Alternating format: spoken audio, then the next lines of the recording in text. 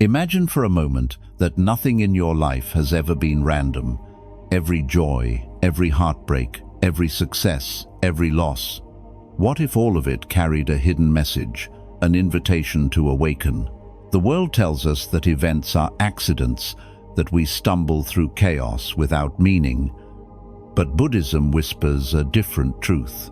Nothing is without cause, nothing is without purpose.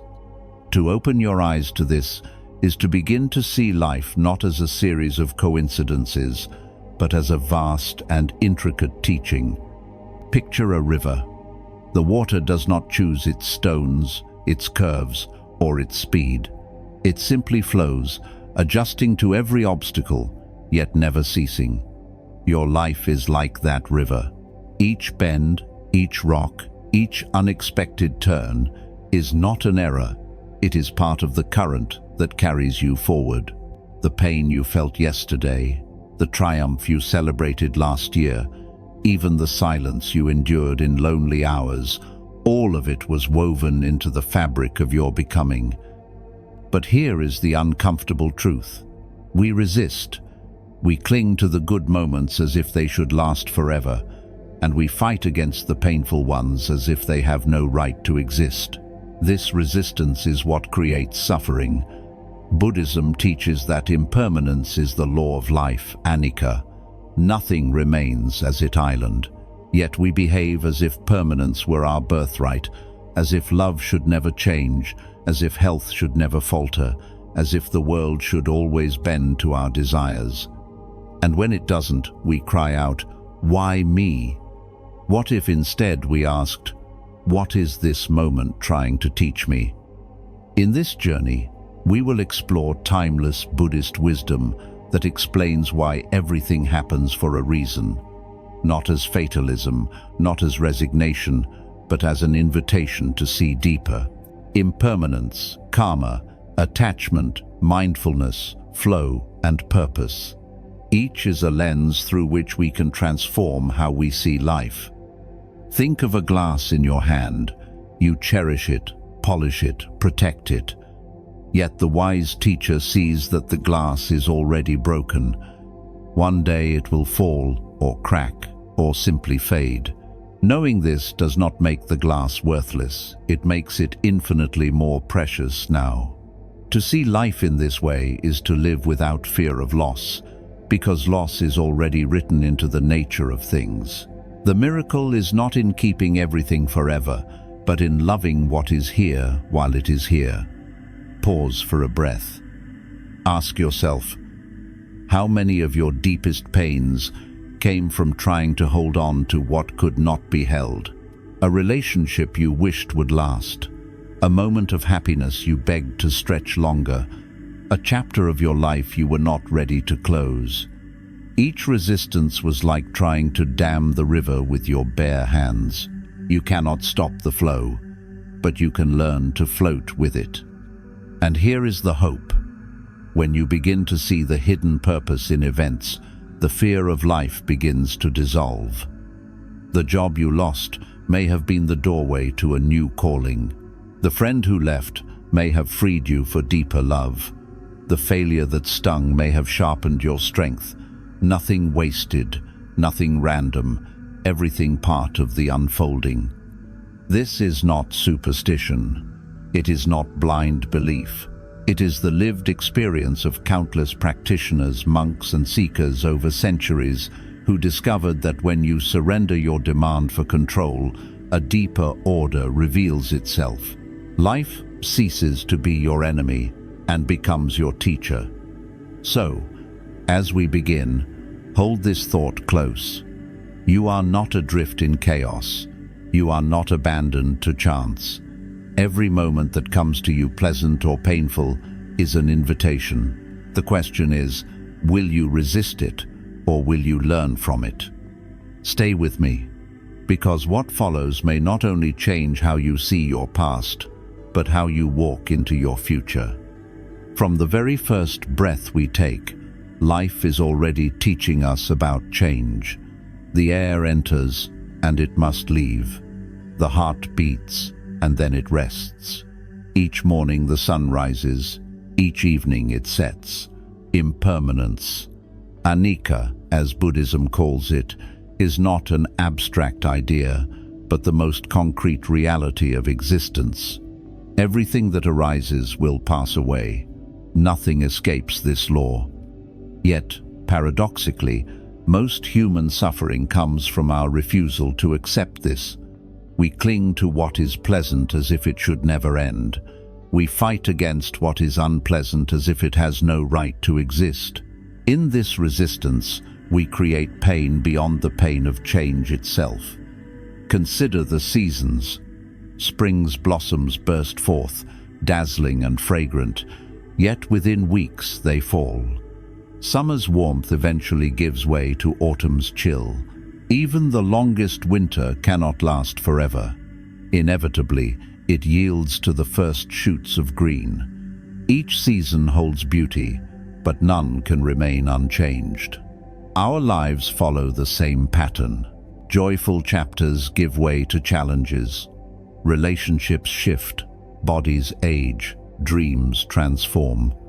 To expect otherwise is to demand the impossible. Buddhism points to this universal truth, not to make us despair, but to liberate us. When we stop demanding permanence from what cannot be permanent, we begin to experience peace. Imagine holding a flower. If you insist it must never wilt, your joy will sour into anxiety the moment you see its petals fade. But if you embrace it knowing it will soon wither, you can savor its fragrance fully, without fear. Impermanence also applies to our suffering. The grief that once seemed unbearable slowly softens. The anger that burned within us eventually loses its fire. The mind that feels stuck in despair eventually shifts, sometimes unexpectedly, into clarity. Nothing remains fixed. The same truth that makes joys fleeting also ensures that sorrows do not last forever. This is why the Buddha taught, "This too shall pass." But here lies a deeper lesson. Impermanence is not just an obstacle, it is the very ground of growth. A seed must break apart to sprout. The skin of a snake must shed for it to grow. A child must lose innocence to gain wisdom. Without change, there is no transformation. If things were truly permanent, no healing would be possible, no progress attainable, no liberation achievable. The very possibility of awakening rests on the reality that all things are in flux. So why do we struggle so much with change? Because the ego craves stability. It wants to believe I am this and you are that. Fixed identities, fixed possessions, fixed certainties. But the truth is that the self itself is impermanent. The body you had as a child is not the same body you have today. The mind you had a decade ago is not the same mind you carry now. You have changed countless times already, and still, part of you insists you should remain the same. To see impermanence clearly is to loosen the chains of the ego. When we understand that everything, including ourselves, is fluid, we become less rigid, less controlling, less desperate to hold on. We learn to dance with change instead of fighting against it. This is what it means to live with serenity. Think about the river again. It never resists its course. When it meets a rock, it flows around it. When it meets a fall, it becomes a waterfall. When it meets the sea, it merges without complaint. If the river insisted on remaining a pond, it would stagnate. Life, like the river, requires movement, and so do we. Accepting impermanence also awakens gratitude. Because nothing lasts forever, each moment becomes precious. The laughter of a loved one, the warmth of a sunset, the quiet of a morning, none of these can be kept, but all can be cherished. When we live as if time is endless, we take life for granted. When we live with awareness of impermanence, every instant becomes a gift. This is why Buddhist practice emphasizes mindfulness. To be present is to catch the fleeting beauty of now. To be mindful is to see the arising and passing of each sensation, each thought, each breath. When you meditate and watch your breath enter and leave, you are training to see impermanence at the most intimate level. You realize that clinging to the in-breath is pointless. It must become out-breath. And yet both are necessary. Both are part of life's rhythm. Impermanence can be frightening when we cling to control, but liberating when we surrender. It teaches us that pain is not forever, that joy is not guaranteed, and that wisdom lies in flowing with the reality of change. It humbles us, softens us, and prepares us to meet life with resilience. So, when you face a season of loss, remember, it will change. When you fear the end of happiness, remember, it was never meant to be permanent. And when you struggle to understand why life shifts beyond your will, remember, impermanence is not your enemy. It is your teacher. In embracing impermanence, we step into freedom. We stop fighting what must change, and we begin to live fully in what island. Every sunrise is unrepeatable. Every word is irreplaceable. Every heartbeat is a reminder. This moment is passing, so live it. Nothing happens by chance. This is one of the boldest and most misunderstood teachings of Buddhism. Karma, so often reduced to a simple slogan of "what goes around comes around," is not punishment, not divine reward, and not superstition. It is the law of cause and effect, as natural as gravity, as constant as the rising of the sunday. Every thought, every word, every action sets ripples into motion, and those ripples, whether we see them or not, shape the conditions of our lives. Imagine throwing a stone into a still pond. Concentric circles spread outward, touching every edge of the water. In the same way, your actions do not end with you. They echo into your relationships, your community, and eventually back into your own heart. The law of karma does not forget, nor does it rush. Some ripples return quickly, others years later, even lifetimes later, but they return. This truth can be unsettling because it strips us of excuses. How often do we blame others, society, or fate for our circumstances? Yet Buddhism asks us to look deeper. What seeds have I planted? If my life is a garden, am I harvesting weeds or flowers? Karma invites radical responsibility. It does not condemn us, it empowers us. For if our present reality is shaped by past choices, then our future reality will be shaped by what we choose now. But karma is subtle. It is not just what we do, but how and why we do it. A smile offered with genuine kindness carries a different energy than one given out of manipulation. A gift given with expectation of return is not the same as a gift given freely. The intention behind an act is the seed. The act itself is the soil. Together, they determine what grows. This is why the Buddha emphasized the three doors of karma: body, speech, and mind. Every action of the body leaves a trace. Every word spoken carries weight. Every thought you entertain creates momentum. We tend to believe that only outward actions matter, but Buddhism reminds us that the mind is the most powerful generator of karma. A thought of hatred, if fed and nurtured, eventually becomes words of cruelty and acts of harm. A thought of compassion, if cultivated, blossoms into words of kindness and deeds of healing. Nothing is too small to count.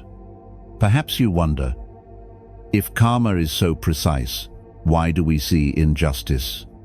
Why do the greedy thrive while the generous suffer? The answer is timing. Seeds do not all sprout at once. Some germinate quickly, others lie dormant until conditions ripen. A person may enjoy temporary benefit from harmful actions, but in the long run, those seeds bear bitter fruit. Likewise, acts of goodness may seem unrewarded in the moment, but they prepare the soil of a brighter future. Karma works on a scale far greater than our impatience. To illustrate, imagine two farmers. One plants thorn bushes, the other apple trees. For a time, both fields look barren. The farmer of thorns may even feel secure, laughing that nothing grows. But when the season changes, the truth reveals itself. One harvests nourishment, the other harvests pain. Karma asks, what are you planting today, whether you see the fruit or not? Another important truth is that karma is not fate.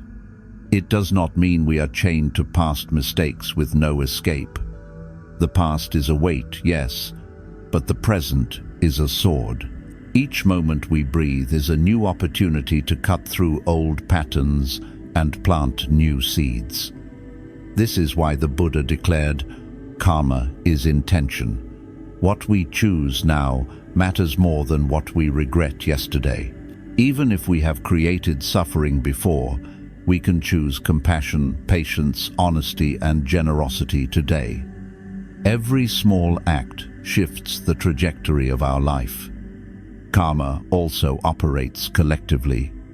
Families, communities, even nations create shared karma. The choices of many shape the atmosphere in which all must live. A society that nurtures greed will taste corruption. A culture that fosters compassion will taste harmony. Understanding this, we see that our responsibility is not just personal but communal. Every action contributes to the climate of the whole. Consider, too, the role of awareness. Karma is not simply about external results.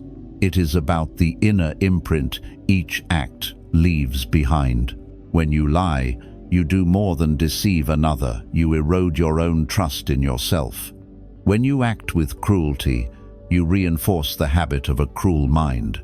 When you act with patience, you strengthen patience in yourself.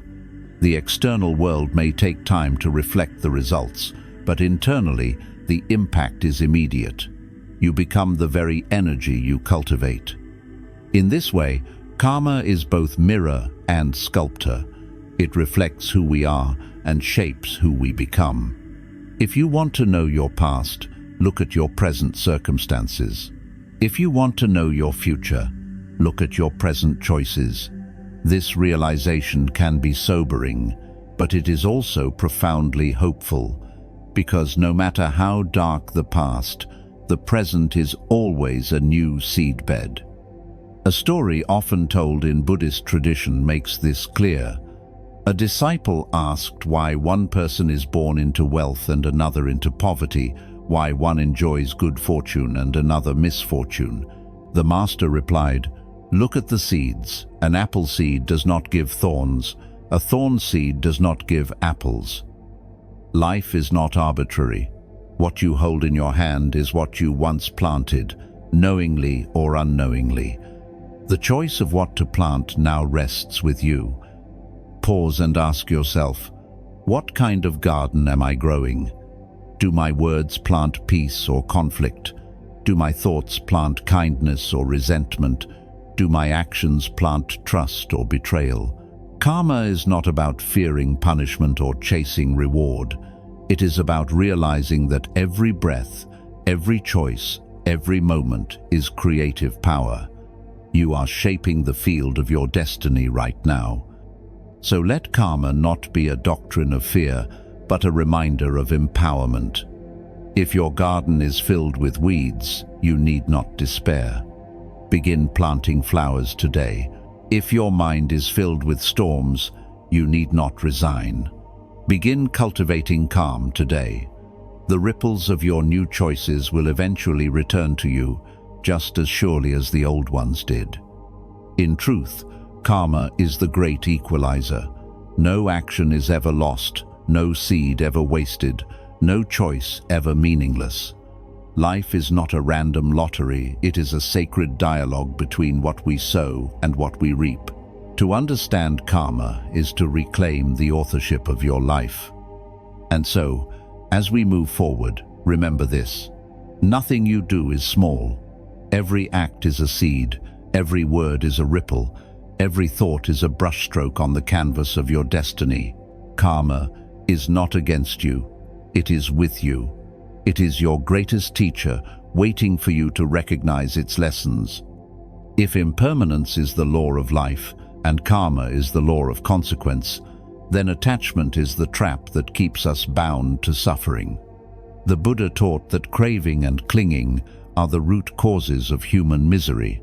We grasp at people, possessions, emotions, even ideas, as if they could last forever, as if they were extensions of our very selves.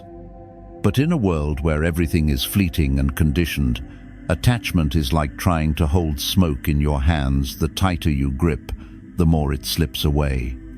Think of the things you cling to most. Perhaps it is a relationship you believe you cannot live without. Perhaps it is an image of yourself, youthful, strong, admired, that time inevitably erodes. Perhaps it is security, a job, or a set of beliefs that you fear losing. All of these attachments feel natural, yet the very act of grasping at them creates anxiety long before they ever leave. The moment you cling, you already suffer, because deep down you know that change is inevitable. A famous Buddhist story illustrates this truth. A monk held up a delicate glass and said, "To me, this glass is already broken. Because I see it this way, I can enjoy it fully now. When it eventually falls and shatters, I will not despair, because I always knew its nature." This is the wisdom of non-attachment, not denial, not indifference, but a deep appreciation of impermanence. By recognizing that the glass is already broken, we learn to savor its beauty while it exists, without fear of the day it will be gone. Attachment distorts love. When we cling to another person, insisting they must remain the same, we transform love into possession. True love allows freedom. Attachment demands control. To love without clinging is not to love less, but to love more purely. It is to say, "I cherish you as you are, not as I need you to be." Such love flows like a river. It nurtures, refreshes, and adapts, rather than grasping and suffocating. Attachment also hides in subtler forms. We cling to anger, replaying old wounds as if they define us. We cling to sorrow, wearing it as an identity. We cling to success, fearing the day it fades. Even our suffering can become an attachment because it gives us a sense of self, a story to tell. Buddhism invites us to see through this illusion. Pain is real, but it does not need to become a prison. The practice of letting go is not about rejection, but about release. To let go is not to push people away or renounce all joy. It is to loosen the grip that says, "This must stay or I cannot be happy." Instead, we learn to hold everything with open hands, receiving, appreciating, and allowing it to pass when its time comes. In this way, we discover a freedom we never imagined. Consider the mind of one who clings. It is filled with fear, fear of loss, fear of change, fear of emptiness. Now consider the mind of one who lets go. It is filled with space. Space to breathe, space to adapt, space to welcome the next moment without resentment. Which mind feels lighter? Which one tastes peace? This does not mean we should abandon relationships, goals, or passions. It means we engage with them differently. We love deeply, but we do not try to own. We work diligently, but we do not make success our identity. We honor joy when it comes, but we do not demand it stay. We bow to loss when it arrives, but we do not collapse under it. To walk this path is to step out of the prison of attachment and into the wide-open field of freedom. So the next time you feel the sharp sting of clinging, when anxiety rises at the thought of losing what you treasure, pause. Ask yourself, am I holding this out of love or out of fear? If fear, can I soften my grip even a little? Can I allow this moment to be what it is without demanding it be otherwise? This is the practice. Slowly, steadily, suffering loosens its hold. To see attachment clearly is already the beginning of release. To loosen it is the birth of peace, and to let go fully is to discover a joy untouched by change, a joy that flows not from holding, but from being. Adversity is a teacher most of us try to avoid. We pray for smooth roads, easy victories, gentle seasons, and yet look honestly at your life. When have you grown the most?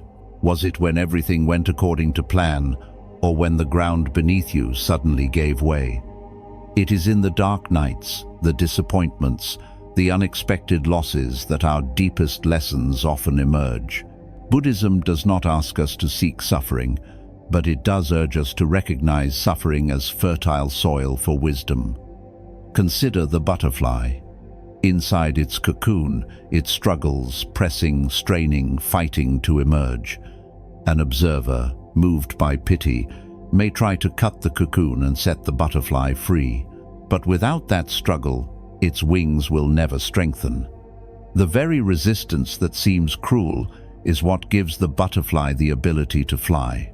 So it is with us. Without challenges, our resilience remains weak.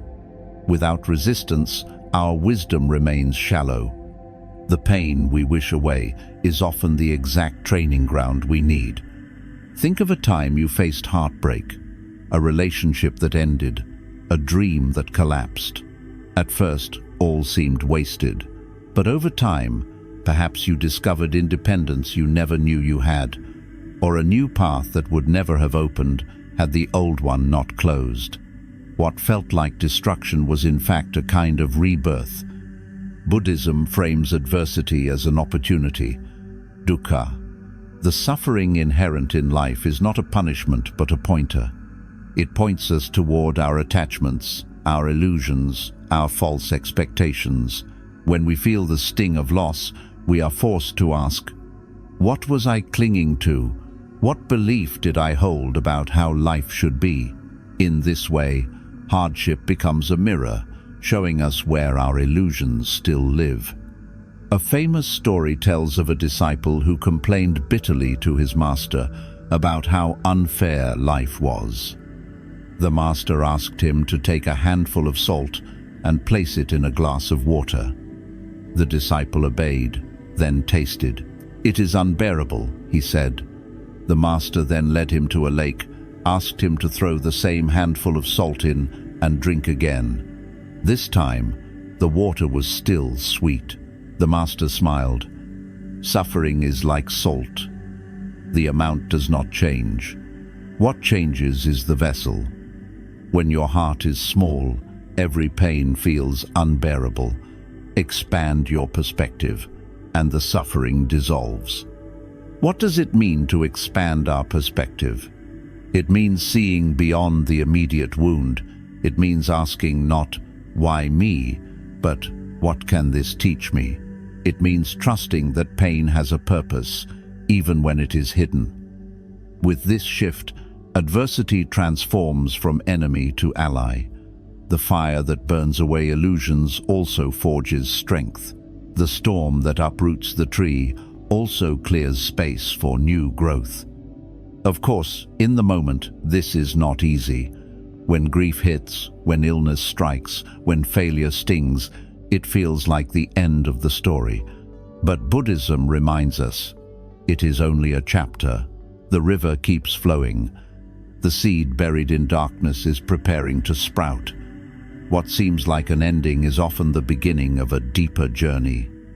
We can make this practical. The next time you face hardship, pause and write down what you are experiencing. Not just the pain, but the lessons hiding within it. Ask, What is this showing me about my attachments? What strength is it calling forth in me? What compassion is it awakening for others who suffer the same? By framing adversity as teacher, we reclaim our power. Instead of being crushed, we are carved. Instead of being destroyed, we are refined. Another image. Gold in fire. When raw gold is placed in flames, impurities burn away. The process is painful, violent even. But only through fire does the gold shine in its purest form. In the same way, adversity can feel like it is tearing us apart. Yet beneath the surface, it is purifying, clarifying, revealing the essence of who we truly are. So the question becomes, will we allow adversity to harden us or to awaken us? Many choose bitterness, resentment, self-pity. They lock their suffering into their identity and carry it like a shield. But others choose differently. They use pain as fuel for compassion, wisdom, and strength. These are the ones who emerge from storms not broken, but radiant. When you next encounter difficulty, remember the butterfly, remember the salt in the water, remember the gold in the fire. Life is not punishing you, it is shaping you. The obstacle before you is not a dead end, but a doorway. Walk through it with awareness, and you may discover a strength you did not know you had, a compassion you did not know you could feel, and a wisdom that could not have come any other way. Adversity is not the enemy. It is the teacher that speaks in a voice most of us try to silence.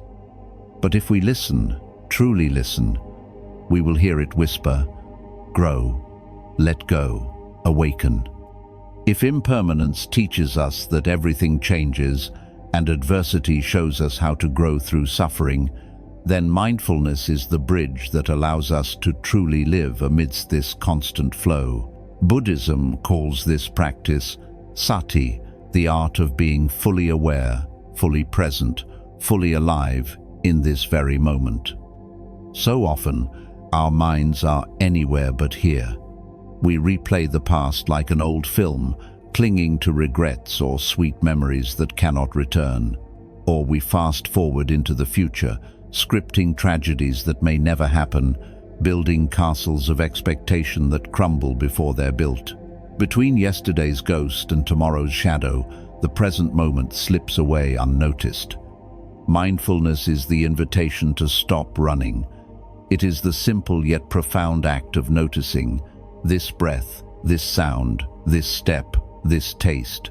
It is not about emptying the mind or forcing silence.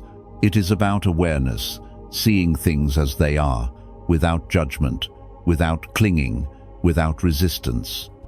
Consider the breath. It enters, it leaves. You cannot hold it, you cannot stop it, you cannot force it to remain. Yet if you pay attention, you discover something miraculous. The breath is always here. It anchors you to the now. Each inhale is a beginning, each exhale is a release. In this rhythm, the truth of impermanence and the possibility of peace coexist. Think about eating. In haste, we consume food without tasting, scrolling screens while swallowing, already planning what comes next. But in mindfulness, you taste fully the crunch of fruit, the warmth of tea, the fragrance rising before the first sip. A simple meal becomes sacred. Gratitude arises naturally when you are present, because you realize this may never come again. Walking can be meditation too. Normally we rush, our minds miles ahead of our feet.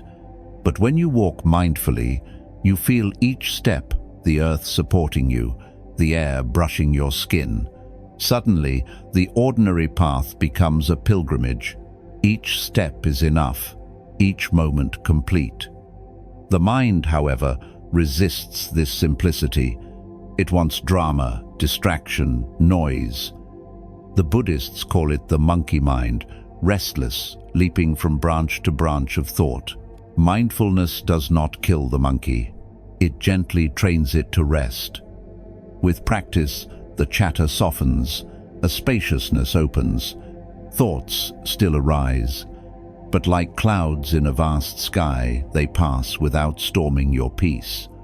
Why is this important? Because so much of our suffering comes not from what happens, but from our mental reactions. A delay at the airport becomes misery not because of the delay itself, but because of the story we tell. This shouldn't happen. I can't stand this. My plans are ruined. The event is neutral. Our mind paints it with resistance. Mindfulness interrupts this cycle. It allows us to see the raw moment before the story and to choose our response. When you are mindful, you reclaim freedom.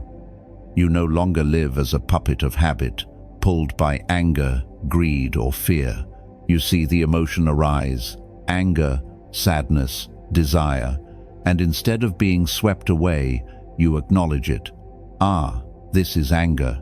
It will pass. This simple recognition breaks the chain of reactivity. You become an observer, not a victim of your mind. And the more you practice, the more you discover beauty in what once seemed mundane.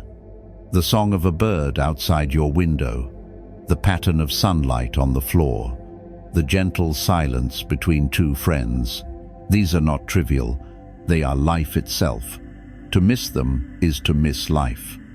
Mindfulness also deepens compassion. When you are truly present with another person, you listen not just to their words, but to their silences, their emotions, their unspoken needs. In a distracted world, the gift of full presence is rare and healing. To say, through your attention, I am here with you, is one of the purest forms of love. Of course, mindfulness is not always easy. The world seduces us with constant stimulation. Our minds pull us into endless commentary. But remember, mindfulness is not about perfection. It is about practice. Each time you notice you've wandered and gently return to the present, you strengthen the muscle of awareness. Even 5 conscious breaths in the middle of a busy day is a victory. The Buddha taught that enlightenment is not found in some distant heaven, but in the present moment. Here, in this breath, in this step, in this smile. If you cannot touch peace now, you will not find it tomorrow. The door to liberation is always in the present, and mindfulness is the key. So pause now, breathe, feel the life that moves through you. Everything you need is already here. The past is gone, the future unborn. Only this moment is real. To awaken is simply to live it fully. Imagine being caught in a storm at sea.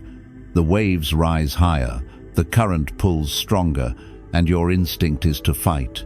You thrash, you resist, you battle the water with all your strength. And yet the harder you struggle, the more exhausted you become, the more the sea overpowers you. Now imagine surrendering not to drown but to float. You let the current carry you, and suddenly, instead of an enemy, the ocean becomes your guide. This image lies at the heart of a Buddhist truth. Life flows according to its own rhythm. To find peace, we must learn to trust the flow.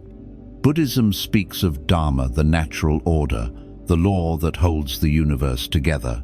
Just as the seasons arrive in their time, just as rivers carve their paths to the sea, so too do our lives unfold in alignment with causes and conditions far greater than our control.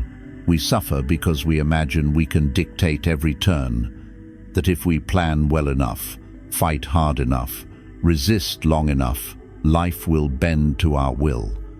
But control is an illusion. To demand control over a flowing river is to stand in the water and order it to stop. The river does not obey. The wiser choice is to learn how to move with it. There is an old story about a farmer.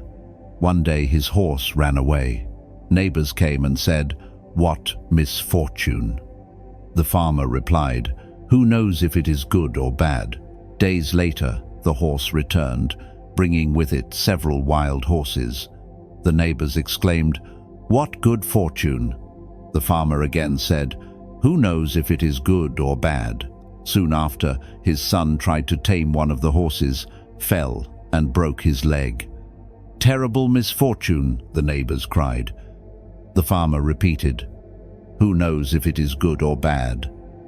Weeks later, soldiers came to conscript young men for war, but the farmer's son was spared because of his injury. What first appeared as loss turned into blessing. What first appeared as blessing revealed itself as protection. This story embodies the wisdom of trusting the flow. Our limited view cannot grasp the vast web of causes and effects. What we label today as tragedy may tomorrow reveal itself as a gift. What we cling to as success may later become a burden. Life is too complex to be measured by the shallow categories of good or bad. Trusting the flow means living with patience, humility, and openness, allowing time to reveal the deeper meaning. When we resist, suffering multiplies. A closed door enrages us, though it may be saving us from harm. A delayed journey frustrates us, though it may be guiding us to meet the right person at the right time. Resistance says, "This must not be happening." Trust whispers, "This too belongs." Trusting the flow does not mean passivity. It is not about giving up responsibility or abandoning effort. A sailor still steers his boat, but he reads the wind, he respects the tide. In the same way, we act with wisdom, but we no longer delude ourselves into believing we command the ocean of life.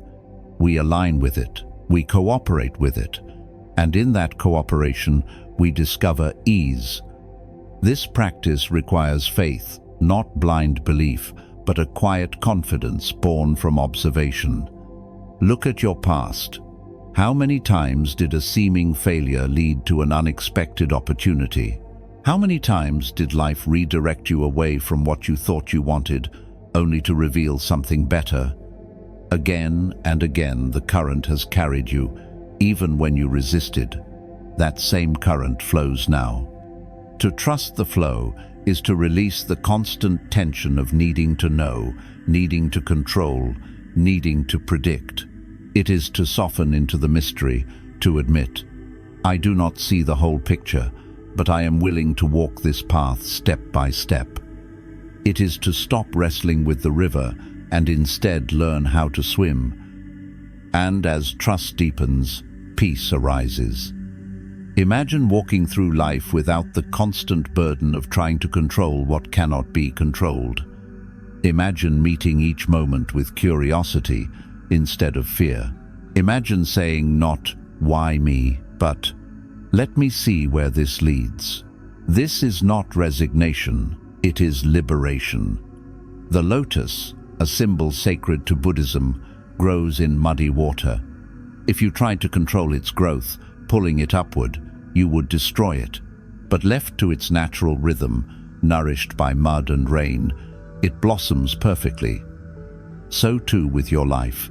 Each difficulty, each delay, each detour may be the very mud needed for your awakening. Trust the process, trust the flow. So pause and reflect. Where in your life are you fighting the river? What would happen if you loosened your grip, surrendered a little, and allowed life to carry you forward? Perhaps you would find that what you feared as chaos is in fact a hidden order, guiding you exactly where you need to be. What is the purpose of life? For centuries, people have searched for a single definitive answer. Some look to the stars, others to holy texts, still others to careers, wealth, or relationships. But Buddhism offers a subtle, liberating perspective. Purpose is not something hidden in a distant place waiting to be discovered. It is revealed moment by moment through how we live, how we act, and how we connect with all that exists. The first step to understanding purpose is to recognize that nothing in life is isolated. The Buddha taught pratitya samutpada, dependent origination or interconnection. Nothing arises by itself. Every event, every being, every thought is the result of countless conditions coming together. Just as a tree depends on soil, water, sunlight, and air, so too do we depend on innumerable factors for our existence. To see this is to awaken to the truth that we are part of a vast web of life. Think of a candle. When one flame lights another, it loses nothing, yet spreads light to the darkness. Our actions are like that. A kind word ripples outward, brightening lives we may never meet. A careless cruelty can cast shadows far beyond what we see. To live with purpose, then, is not to chase some grand destiny, but to be mindful of the ripples we create. We often think of meaning as a destination, something to arrive at when we achieve enough, own enough, or know enough. But Buddhism gently corrects this illusion. Meaning is not found in the distant horizon. It is created in the step beneath our feet. When you wash a dish with mindfulness, when you listen deeply to a friend, when you offer compassion instead of judgment, purpose is already here. Yet our culture often measures purpose in size. The bigger the achievement, the greater the meaning. But in the Buddhist view, a single drop matters. One small act of generosity can shift an entire life. One moment of patience can prevent a war of words. Just as every seed eventually shapes the forest, so every choice contributes to the unfolding whole. Purpose is not about scale, it is about sincerity. This interconnection also explains why no meeting is accidental. Each person who crosses your path carries a lesson. Some awaken your kindness, others your boundaries. Some reflect your light, others your shadow. Even those who hurt you may be teachers, revealing where you still cling, where you still fear, where you still must grow. When we view relationships through this lens, even painful encounters gain meaning. They are not random collisions, but mirrors for self-discovery. Ask yourself, who in your life has been a candle for you? Whose presence ignited something within you, a lesson, a strength, a love, or a courage you did not know you had? And in turn, whose candle have you lit? This is interconnection in action, the web of influence that silently shapes us all. To live with awareness of interconnection is also to recognize responsibility.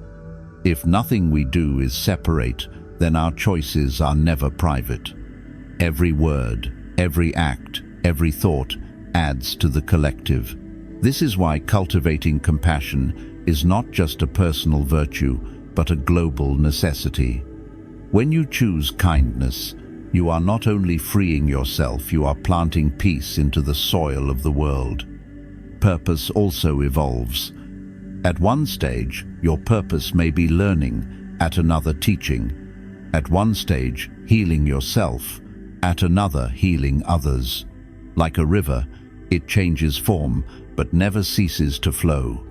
The mistake is believing that purpose is a fixed title or role. In truth, it is alive, shifting with the seasons of your life, yet always grounded in the same root, awareness and connection. The great trap is comparison. We look at others and think, her purpose is greater than mine, his impact is larger. But the Dharma reminds us, no two paths are identical. A tree does not compare itself to the mountain. The ocean does not envy the sky. Each fulfills its role in the great harmony of existence. Your task is not to mimic another's calling, but to honor your own. Imagine life as a vast tapestry. Each thread is a life, weaving in and out, touching others, forming patterns no single thread can see. Some threads are bright, others dark, but all are necessary for the picture to be complete. Purpose is not in being the brightest thread, it is in being the thread you are meant to be. And what is that thread? It is revealed each day in the opportunities before you, to act with compassion, to practice mindfulness, to nurture wisdom, to serve where you are needed. Purpose is not elsewhere. It is here. It is not later. It is now. When you embrace this truth, life transforms. No act is wasted. No encounter is meaningless. No moment is too small. You realize you are not a separate being wandering aimlessly through chaos. You are part of the whole, co-creating the future with every choice. So let us end this section with a question, not an answer. In the great web of existence, what light are you adding? What ripple will you leave behind? Remember, your flame, no matter how small, is never alone. Every act of awareness, every gesture of compassion, every breath lived mindfully is part of something far greater than yourself. And that, in itself, is purpose. As we arrive at the end of this journey, let us pause and gather the threads we have traced together. We began with impermanence, the truth that everything changes. We saw how clinging creates suffering and how letting go opens the door to freedom. We reflected on karma, the ripples of our choices that shape our lives and the lives around us. We walked through the pain of attachment and the lessons of adversity, discovering that even suffering carries within it the seed of wisdom. We touched mindfulness, the art of inhabiting the present moment, and we learned the power of trusting life's flow instead of fighting against it. Finally, we discovered purpose, not as a distant goal, but as the living interconnection of our actions with all of existence. What do these teachings point to? They point to awakening. Not awakening as some distant, mystical event, but awakening here and now. Awakening is simply seeing reality as it is, without the fog of resistance, without the chains of illusion. It is realizing that you are not a victim of chance, nor a prisoner of your past, but a participant in the unfolding dance of life. Imagine living with this awareness. When joy comes, you embrace it fully, without fear of losing it. When sorrow visits, you bow to it gently, knowing it too will pass. When challenges arise, you face them as teachers, not enemies. When the present moment unfolds, you inhabit it with mindfulness, tasting its fullness, instead of rushing past it. This is not theory, it is practice, and it is available to you in every breath you take. Awakening does not mean escaping life. It means engaging life more deeply, with open eyes and an open heart. It means acting with compassion because you understand interconnection. It means cultivating wisdom because you have seen impermanence. It means embodying peace because you have learned to trust the flow. But most of all, awakening means living with responsibility. For now you know, nothing is insignificant. Each thought is a seed, each word a ripple, each act a flame. You are always contributing to harmony or to discord, to suffering or to healing. The question is not whether you make an impact, but what kind of impact you choose to make. So here is the invitation: awaken. Awaken not tomorrow, not someday, but now. Awaken to the breath you are taking, to the person beside you, to the lessons hidden in your own story. Awaken to the truth that everything you experience is an opportunity for growth, an invitation to love, a chance to let go. Life is calling you to rise, to see, to live differently. Do not wait for the perfect moment, it is already here. Do not wait for certainty, you will not find it. Do not wait for guarantees, life offers none. All you have is this moment, and this moment is enough. So, as you step forward, remember, impermanence will change you, karma will guide you, suffering will refine you, mindfulness will anchor you, trust will carry you, and interconnection will remind you that you are never alone. Your purpose is already unfolding, one mindful act at a time. Awaken. Be present. Be free.